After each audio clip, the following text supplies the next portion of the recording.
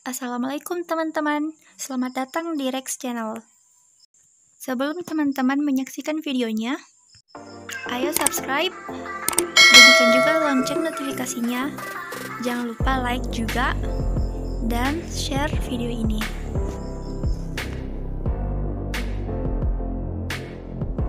Sinus anod adalah pacemaker normal pada jantung yang mengatur ritme jantung agar berada pada normal range, yaitu 60-100 detakan per menit. Kalau detakan jantung berada di bawah 60 detakan per menit, kondisi ini disebut bradikardia atau bradiaritmia. Dan jika lebih dari 100 detakan per menit, kondisi ini disebut takiaritmia. Mekanisme terjadinya bradikardia atau bradiaritmia secara garis besar ada dua kategori.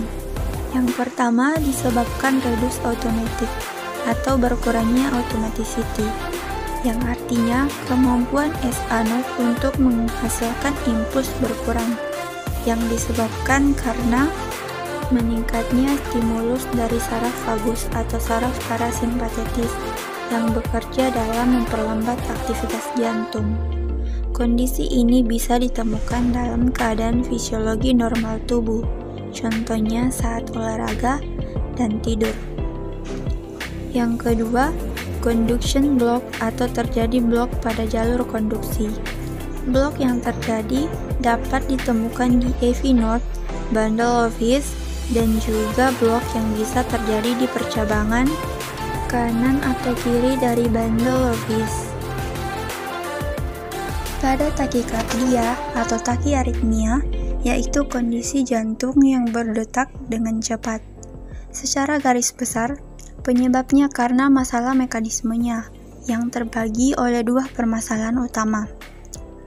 Yang pertama, formasi impuls abnormal, diantaranya meningkatnya automaticity dan triggered activity. Meningkatnya automaticity ini mirip dengan efek bradikardia yang terjadi dalam kondisi fisiologi normal, misalnya pada saat olahraga yang menyebabkan saraf simpatetik, yaitu saraf yang menyebabkan aktivitas jantung meningkat. Pada kondisi abnormal, yaitu pada kondisi terdapat ectopic pacemaker yang bekerja selain dari aktivitas normal pacemaker SA node. Triggered activity yaitu kondisi abnormal aksi potensial yang muncul di dalam proses action potensial itu sendiri. Permasalahan yang kedua yaitu terjadi proses reentry. Reentry adalah kondisi ketika impuls konduksi yang mengalir yang dihambatan ke bagian jantung tidak berhenti, yang membentuk suatu loop dan melakukan eksitasi pada jaringan konduksi pada jantung secara berulang, sehingga ritme jantung akan terus berlanjut dengan cepat dan menyebabkan takiaritmia.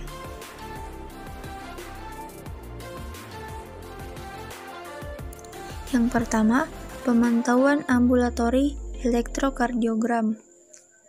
Elektrokardiogram atau biasa disingkat EKG adalah pemeriksaan jantung untuk mendeteksi kelainan dengan mengukur aktivitas listrik yang dihasilkan oleh jantung sebagaimana jantung berkontraksi. Pemeriksaan jantung EKG dapat membantu mendiagnosis berbagai kondisi penyakit jantung seperti aritmia jantung, pembasaran jantung, peradangan jantung atau disebut perikarditis atau miokarditis, dan juga penyakit jantung koroner.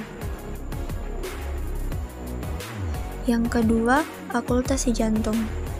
Okultasi merupakan metode pemeriksaan yang dilakukan dengan alat stetoskop untuk mendengarkan bunyi jantung pasien. Selanjutnya, dokter akan menilai apakah bunyi jantung termasuk normal atau menandakan adanya kelainan atau gangguan pada jantung.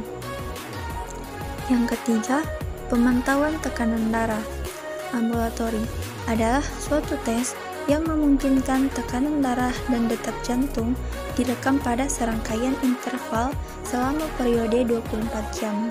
Dan selama itu, kita dapat melakukan aktivitas sehari-hari. Hasil pemantauan tekanan darah ambulatori memungkinkan dokter menelaah variasi tekanan darah sepanjang periode pemantauan 24 jam. Yang keempat, studi elektrofisiologi. Studi elektrofisiologi meliputi alat diagnostik yang berguna untuk mengevaluasi efek hambatan, menentukan risiko VT yang berulang atau kematian jantung mendadak.